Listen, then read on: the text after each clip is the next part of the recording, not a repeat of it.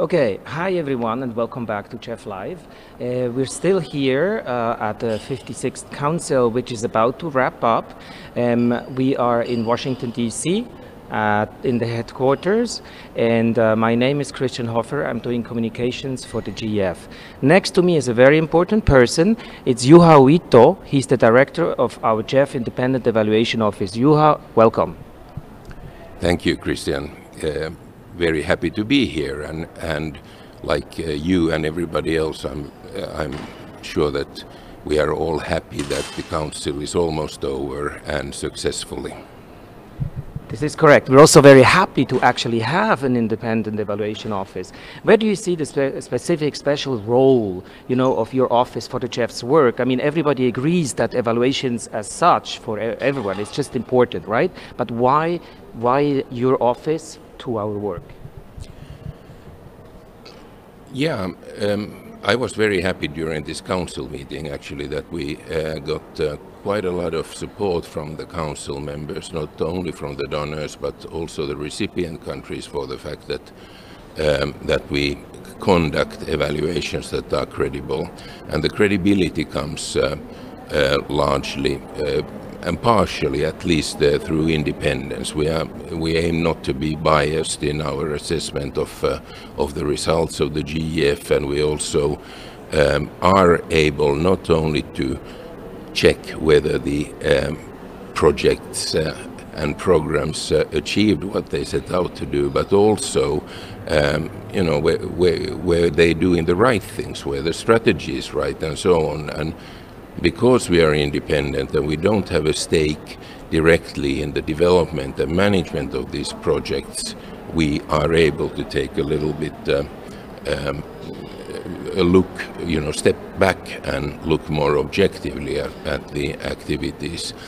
And I mean, obviously, evaluation plays a very important role in the sense that we need to know whether we are making a difference on the ground, whether we are actually saving the global environment and at the same time benefiting the people, many of whom depend on the environment for their livelihoods and their lives.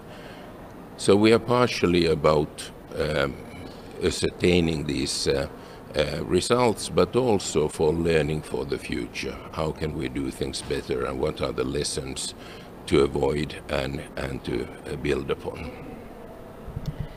When you look back, before we go into the future, when you look back, would you be able to name one of your favorite evaluations for whatever reasons, or at least one that you think was most successful?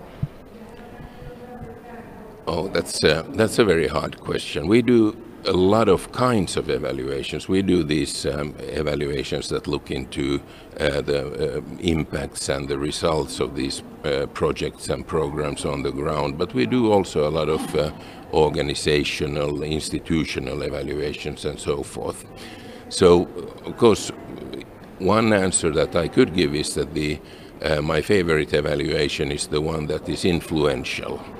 And often the influential ones are the ones that target a specific question that is on everybody's mind.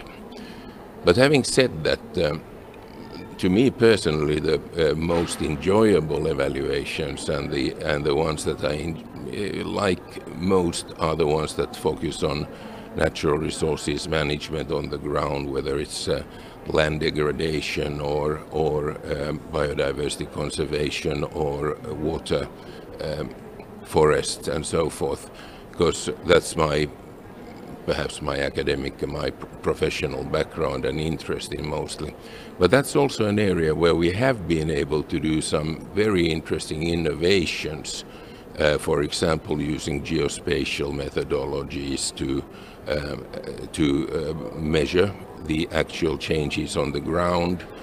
And like, for example, now we presented this value for money analysis of sustainable forest management portfolio in the GEF, which is quite innovative, and it's very interesting because you can then try to start measuring what are the actual returns from these projects and programs. And I'm happy to say that this evaluation, for example, demonstrated that the returns are mostly positive, both in terms of the global environmental benefits, the carbon sequestration potential of these projects, as well as there's indication that they are good for the people in these areas too. Sounds great. So now back to the future, looking ahead, so we are going strongly into systemic approaches, right?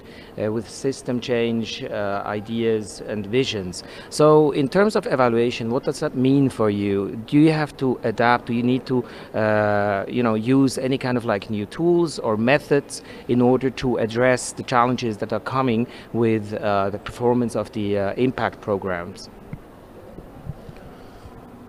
Yes, certainly, and there's a different sets of questions that we have to answer, obviously, and some of these things, for example, the global environmental benefits in terms of, for example, land use cover, forest cover, carbon sequestration, vegetation productivity, and so forth. We have been developing, like I said earlier already, methods that we can use, for example, remote sensing data from satellite imagery, which helps us to develop time series of what actually happened on the ground. But that's only part of the story, obviously. We also do have to better document and find ways of evaluating the social and economic co-benefits to people, issues such as gender considerations, indigenous people's relationship to these projects and programs and so forth. So that's one dimension where we have to further develop our approaches, and even there some geospatial can help, because you can measure things like night lights and so on that are a proxy to economic development, but that won't do it alone, and we have to understand better what's happening on the ground. And for example, recently we used in a Uganda case study, we used some household level survey data that the World Bank has conducted and tried to relate that to our work. But in general, so overall the thing is that we have to be able to rise above evaluating just the individual projects, the child projects as the GEF calls them, and try to be able to assess the value added by the programmatic approaches, and do these add up to more than the sum of the individual parts.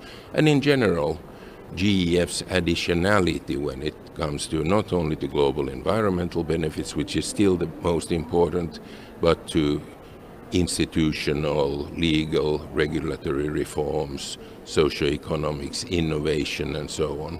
And mind you, our evaluations have demonstrated that GEF has a very strong role in and achieves its objectives very credibly through institutional, legal and regulatory reforms, working with the governments and the private sector to develop these conditions for transformative change. Sounds good. Thank you so much, Juha, and we're looking forward to continue to work with you, of course. Thank you so much. Thank you. That's it.